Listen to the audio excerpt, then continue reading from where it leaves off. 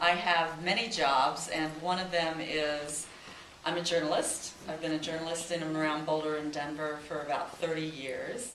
I have a small public relations firm that I run out of my home. It's a boutique firm. I only keep like 4 or 5 PR clients at any given time. I don't advertise it on purpose. It's word of mouth only. It's part of what led me to this. I wrote a memoir called Cheap Cabernet of Friendship.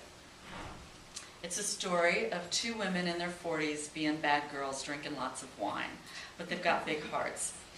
The other thing that it is, it's a true story of a best friendship I had, a girlfriend and I, for 4 years. And we sort of on paper didn't look like we should ever be friends. She was a dynamic businesswoman, Jewish woman from the Bronx, and I was a single mom, twice over, 2 children by the time I was 19, divorced and raising them alone by age 21. Raised them completely alone, no family, no extended anything. It was me and 2 babies. When Denise and I met, it was in Boulder, Colorado, and I had just finished a graduate degree, and I ran an ad in the Boulder Camera. This is before Craigslist or any sort of social media. It was 1993. I ran an ad and I did a made-up women's group called Women on the Way to an insane asylum, a bar, whatever. And I had dozens of women call to get into this club that I sort of made up. And I whittled it down to 8 people. And we met for a year and a half in my apartment in Boulder every Wednesday. And Denise came that first night, and I loathed her. I thought she was entitled. She came late, she sashayed in, she had attitude, and we sort of, if you read the story over the course of that evening, sort of got each other. I hate to say love at first sight, it's sort of cliche, but that's sort of what transpired in a very short amount of time. There was a synapsis going on, and we just got the other person, and we sort of took over the group. We became very best friends. And she had multiple sclerosis, and she was at the beginning without symptoms, and over the course of 4 years it exacerbated a whole lot, and she died. For about a year I was in a really terrible depression and sort of paralyzed. And I've been a short story writer, and I thought, nobody ever writes about female friendships. We write about romantic relationships, we write about kids and mothers, whatever. And I thought, I'm just going to write a story about a girl friendship. And I did. Only it was 90 pages long, which is way too long for a short story. So over the course of the next several years, I worked on it. In the mid-2000s, I went to New York and got an agent. She sent it to 36 houses. It got rejected over the course of a year. She decided I needed to rewrite it. I took a year, rewrote it, and she took it out and presented it to another 30-some publishing houses around the country, Manhattan and the West Coast. A year's worth of rejection later, I've now got 68 rejection letters for this book.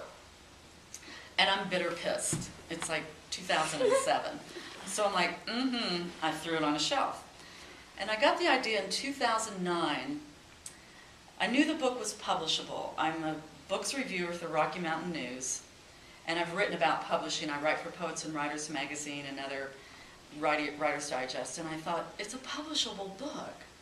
That was what was killing me the most. Is even though it was my baby and my book, I also knew what was publishable because I'm in the business.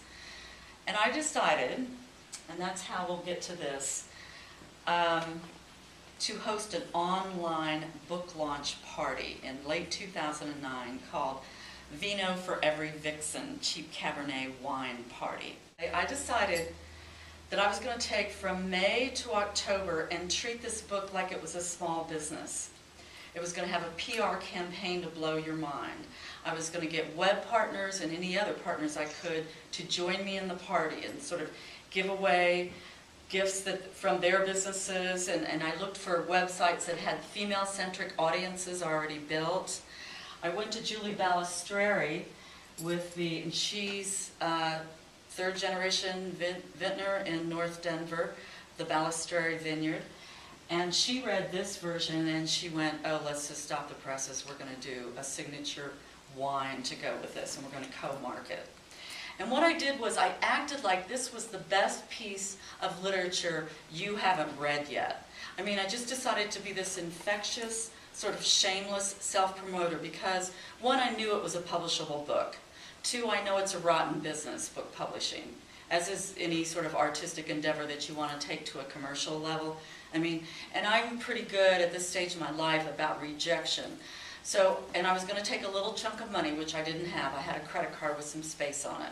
And that was going to pay for the publishing of the book, for the designer, et cetera, you know, paper, all the stuff that comes with small business. On October 6, 2009, my main goal on that morning was to get everybody I know, everybody you know, everybody they know, and you had to go to Amazon and buy this book for the sole purpose of making it shoot up on the Amazon bestsellers list.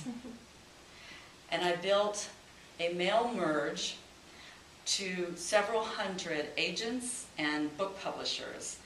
And the point was to say, "Dear Mariana, I know that you repped Joan Anderson's female-centric memoir last year, and maybe you don't care.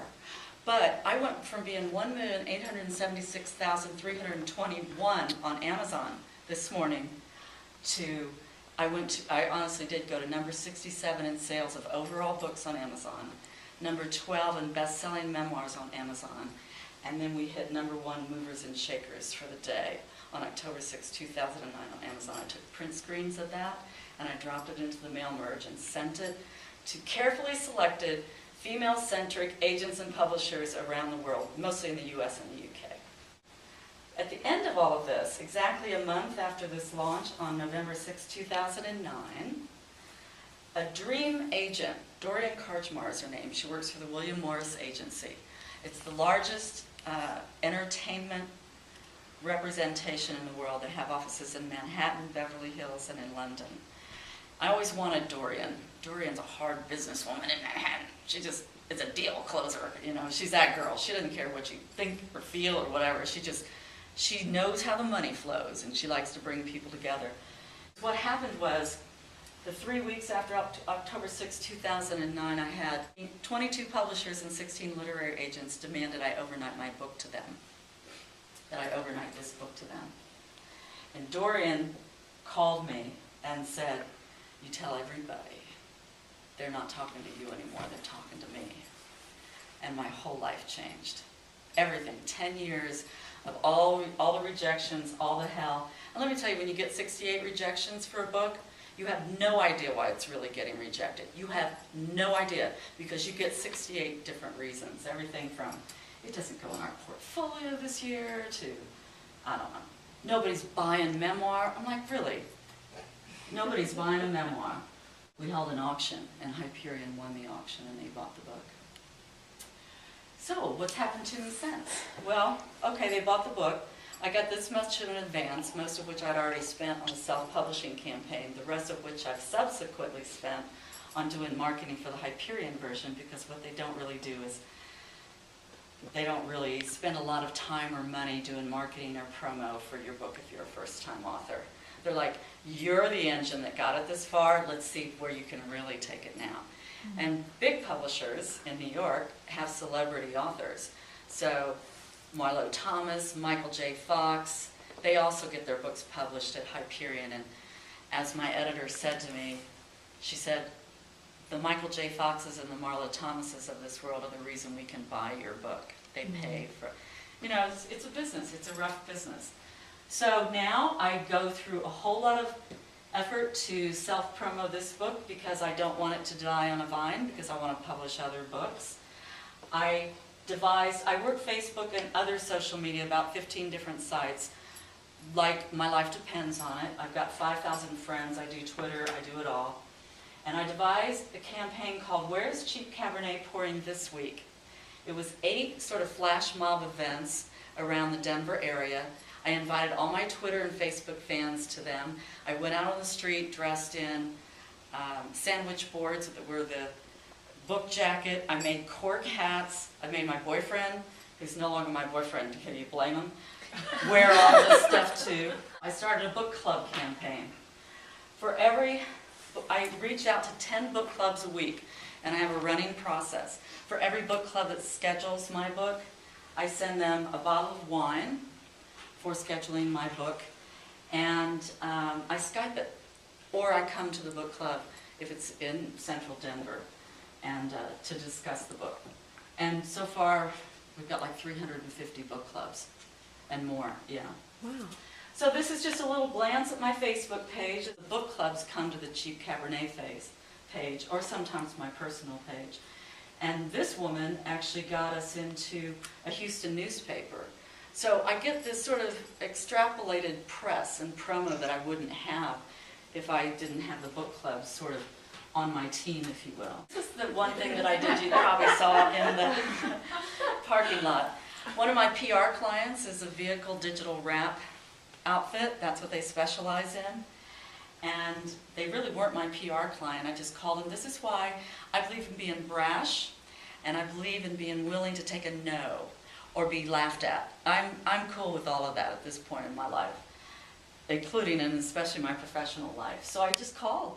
I sat down one afternoon and I called 5 vehicle digital wrap joints, and I offered to do free public relations to them for 3 months if they would vehicle digitally wrap my truck in my book jacket. One took me up on it. That's all I needed was one. And so this is what they did. Now I've got a cheap cab plate on there. They printed this banner for me. This is the ex-boyfriend. Hi. And this is the first of the 8 events. It began at my house. I invited Twitter, Facebook, everybody, just come to my house. We're launching the flash mobs, the 8 events of where's cheap Cabernet pouring this week. And it got me on the best sellers list at the Denver Post 5 times. Because people are like, what kind of nut? Here we are handing out business cards because it's a Friday. This was down at another event. This is just one of the events downtown, and this is how I would dress. And I pull this up. This I've got wine-themed music, like 12 different songs, and it just plays, and people are like, what the hell? But that's what you want. And they come over and you give them a business card, and you'd be surprised. People take the business card, they go home and they email me, and they're like, would you come to my book club or something? They don't even know what the book is about. It's really funny. And I do, because it works. So it went from being a dusty manuscript that nobody cared about in 2009, and now it's got all these awards. I wrote an article in Poets and Writers magazine in January that tells all of the steps I took in the self-publishing process. In case you have a book in you and you're interested in doing something like this, you can do it too. And if you want to send me your email address, I can send you this PDF. It's also on my website. And that's the story of Cheap Cabernet, a friendship. Thank you very much, and I will say this quite sincerely. I have absolutely no qualms about answering any question at all. You cannot offend me or embarrass me. Usually that's a shtick I say to people who have read the book. Because when you write a memoir, you have to let go of all dignity. And you have to be, I say it's like taking off all your clothes and walking into the middle of a busy street. If you're not comfortable doing that, don't write a memoir. So thank you very much. That's the story of Cheap Cabernet.